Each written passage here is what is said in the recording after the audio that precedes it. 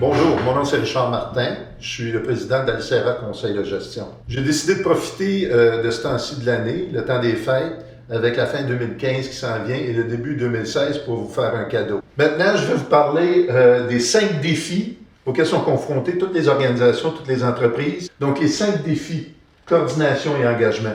Vous avez besoin d'engager et de motiver votre personnel et vos gestionnaires et cadres. Et on a besoin de partir de gens qui sont ici, ce que je montre, des flèches qui pointent un peu dans toutes les directions. Donc des gens qui s'en vont un peu à gauche et à droite avec leurs propres objectifs, leur propre motivation. Et puis amener tout le monde qui pousse ou qui tire à peu près dans la même direction pour avoir un effet de masse vers nos objectifs et vers l'accomplissement de notre mission. Le deuxième grand défi, c'est la sélection et maintien de l'objectif. En d'autres mots, c'est pas assez de dire « oui, ça c'est mon objectif », mais si vous êtes ici, vous voulez vous rendre là, c'est aussi important de garder le cap.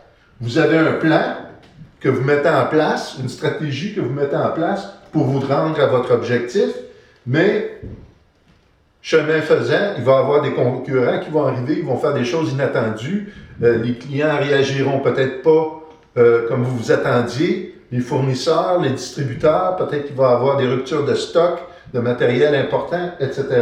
Tout ça pour dire qu'il va y avoir un paquet de facteurs qui vont venir peut-être vous dérouter de votre objectif. Il faut revenir sur le cap, sélectionner le bon objectif, mais aussi le maintenir. Le troisième grand défi, c'est l'allocation des ressources. Il n'y a jamais suffisamment de ressources pour faire tout ce qu'on veut faire. Donc, pour ça, ça prend des décisions difficiles.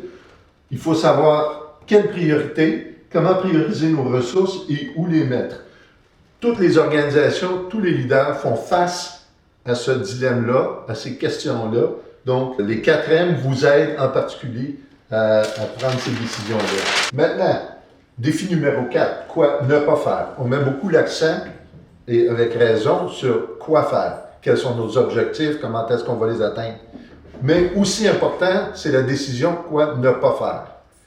Parce que ça peut gaspiller des ressources, ça peut nous dérouter de notre objectif. Donc, les 3 sous-éléments essentiels, la concentration, comme on dit, le focus. Il faut savoir concentrer ses efforts et ses ressources pour atteindre nos objectifs. Ça prend des décisions difficiles. Parfois, il faut arrêter de faire des choses que les gens aiment faire ou qu'on pensait qui étaient productives ou encore qui nous ont amené notre succès par le passé. Mais maintenant, il faut s'en aller vers l'avenir, vers des nouvelles décisions, vers des nouvelles façons de faire. Et pour ça, il faut prioriser. Finalement, il y a le défi numéro 5, qui est la dynamique de groupe. Souvent, on présente ça, que c'est une belle pyramide, vous êtes en haut, vous avez vos subalternes, eux, ils ont leurs subalternes, mais la réalité, dans la dynamique de groupe, si on représente l'équipe par le cercle ici, vous avez les gens qui se rapportent à vous, c'est vous ici le chef, mais il y a des gens qui sont à cheval sur la ligne, des fois ils sont dans votre équipe, des fois ils ne sont pas, c'est pas clair. Vous avez des gens à l'extérieur qui influencent les gens dans votre équipe.